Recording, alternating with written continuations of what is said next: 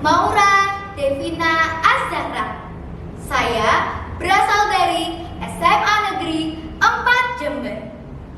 Kali ini saya akan mendongeng sebuah cerita dengan judul Legenda Watu Ulo yang berasal dari Kabupaten Jember, Jawa Timur.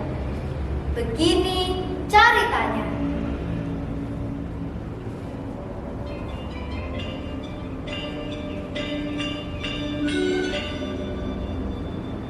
Pada zaman dahulu, terdapat seorang raja bernama Prabu Mayang Kusuma. Ia terpaksa meninggalkan istana akibat terjadi pemberontakan di kerajaannya, Medan Kemulan. Bersama dengan dua abdi setianya, ia pergi meninggalkan istana menuju ke arah timur. Setelah menempuh perjalanan yang jauh dan melelahkan, tibalah mereka di sebuah hutan belantara. Di tengah hutan tersebut, mereka menemukan sebuah telaga dengan air yang sangat bening.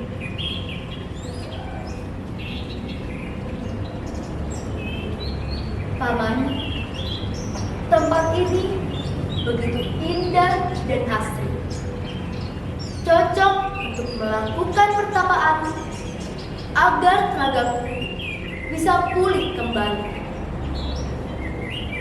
kata Prabu Mayang Kusuma. Baiklah Gusti, apapun yang Gusti lakukan, kami akan selalu mendukung, jawab abdinya dengan hormat.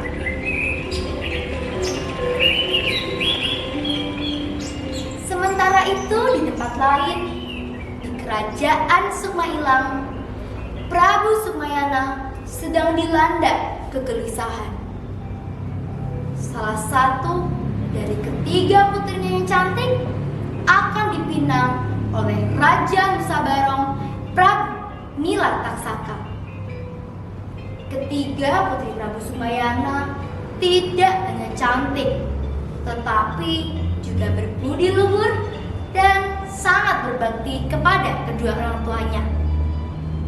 Namun, Prabu Sukmayana merasa bimbang karena ia tidak ingin ketiga putrinya terpisah. Melihat ayahandanya yang bersedih, Dewi Nagasari, putri Prabu Sukmayana, bertanya, "Ampun ayahanda, apa yang membuat ayahanda bersedih?"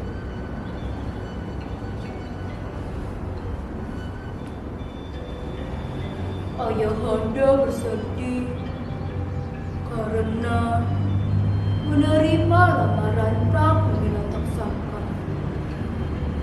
Ayahanda tidak ingin kalian berpisah. Dewi Nagasari mencoba untuk memahami kegelisahan ayahandanya dan bertanya lagi,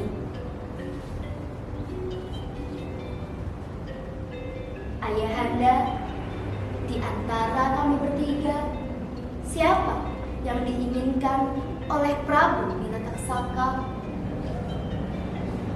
Tanyanya dengan penuh rasa ingin tahu.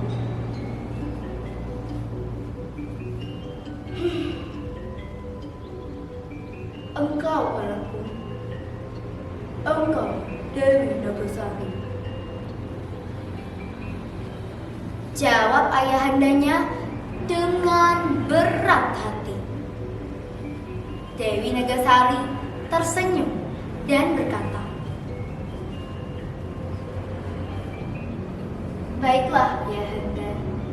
Ananda bersedia menerima lamaran Prabu Nilataksaka, tetapi dengan satu syarat. Ia harus mampu membuka jalan di hutan Prabu Sumayana terkejut mendengar syarat tersebut. Namun, ia juga bangga atas kebijaksanaan putrinya itu. Keesokan harinya, Prabu Sumayana mengutus patihnya untuk mengantarkan surat balasan ke kerajaan Nusa Barong. Tidak beberapa lama, tibalah mereka di istana Nusa Barong.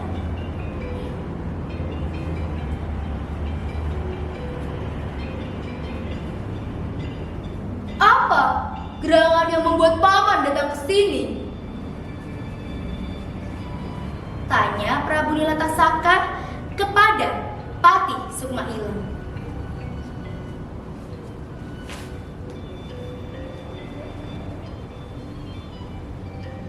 Taulah tuanku, hamba mengantarkan surat ini kepada padukan raja. Prabu Nilatasaka menerima surat itu dengan penuh harap. Setelah ia membaca isi dari surat tersebut, ia tersenyum lebar.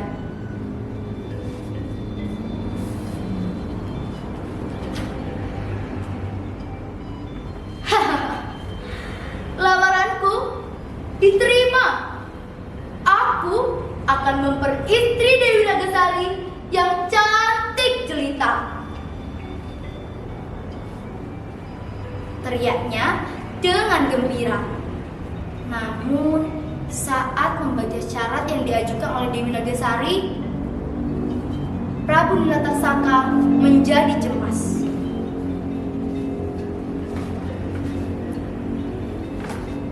Bagaimana dengan syarat yang diajukan oleh Dewi Nagasari? Apa yang harus kita lakukan? Patihnya pun menjawab.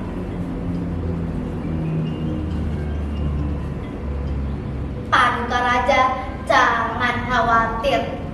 Kami akan membantu membabat hutan puger. Prabu Nilatasaka pun mengerahkan seluruh rakyatnya untuk bergotong royong membabat hutan puger guna dijadikan jalan. Namun, saat pembabatan hutan itu dimulai, ternyata banyak kendala yang terjadi. Merasa pembabatan hutan itu tidak bisa diselesaikan tepat waktu, Prabu Nilatasaka meminta bantuan Ki Seger Gunung Putih.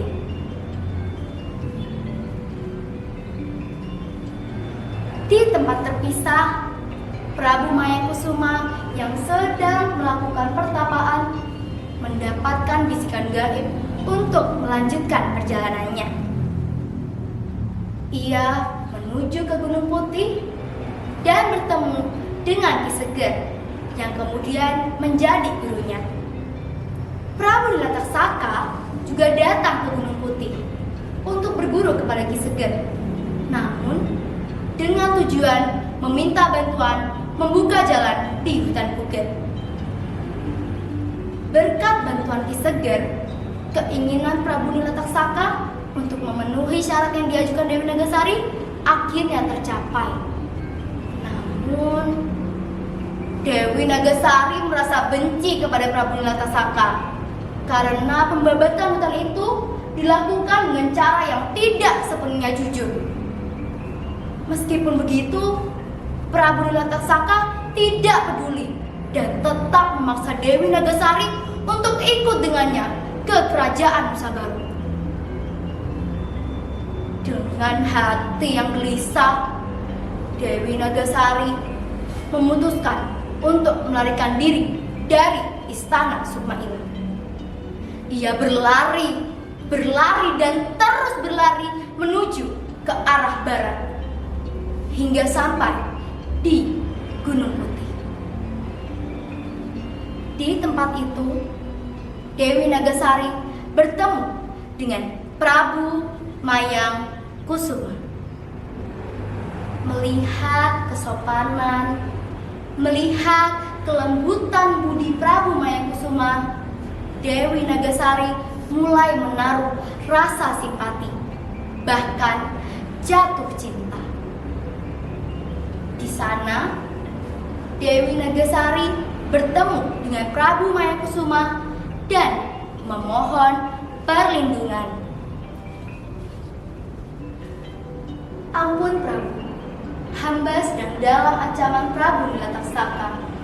Hamba memohon perlindungan dari Paduka. Pinta Dewi Nagasari. Prabu Mayakusuma pun menjawab, "Jangan khawatir putri, aku akan melindungimu. Engkau aman bersamaku." Prabu Mayakusuma dengan segera menyembunyikan Dewi Nagasari di sebuah gua dan bersiap untuk menghadapi Prabu Nilataksaka. Ketika Prabu Nilataksaka mendekati gua, upaya yang dilakukan oleh Prabu Mayakusuma ternyata menimbulkan kecurigaan yang kemudian berlanjut menjadi perselisihan. Kedua raja itu pun saling mengeluarkan kesaktian dalam pertarungan. Awalnya, kesaktian yang dikeluarkan oleh Prabu Nilataksaka jauh di atas kemampuan Prabu Mayakusuma. Prabu Mayakusuma memilih untuk menghindar dari pertikaian tersebut. Namun, setelah mendapatkan bantuan dari Ki Seger Gunung Putih, semangat Prabu Mayakusuma kembali membara.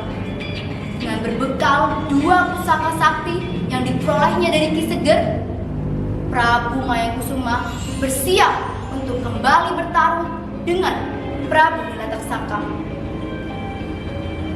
Prabu Nilataksaka melihat kedua pusaka sakti yang dibawa oleh Prabu Mayakusuma mulai berhati kecut. Ia pun mengubah dirinya menjadi ular raksasa dan berusaha melarikan diri ke laut dengan maksud kembali ke istana Nusagara. Namun, Prabu Mayakusuma dengan segera menarik busur panahnya dan melepaskan anak panah tepat ke kepala ular raksasa tersebut. Kekuatan magis dalam anak panah tersebut begitu besar sehingga kepala ular raksasa itu hancur berkeping-keping. Ular raksasa itu kemudian mati sebelum seluruh badannya berhasil masuk ke laut. Badan ular raksasa itu masih tertinggal di dalam daratan. Badan ular raksasa yang kepalanya hancur itu kemudian berubah menjadi batu. Batu itu akhirnya dikenal oleh masyarakat sebagai Watu Ulo atau batu ular. Dan dengan demikian, Prabu Mayakusuma telah berhasil menyelamatkan Dewi Nagasari dan mengalahkan Prabu Nilataksaka. Nah, teman-teman, begitulah cerita tentang Watu Ulo yang berasal dari Jember, Jawa Timur. Gimana? Seru kan?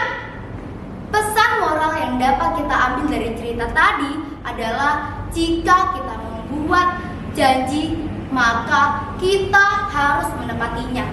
Dan jangan sekali-kali kalian untuk mencoba berbuat curang. Sekian dari saya. Terima kasih. Wassalamualaikum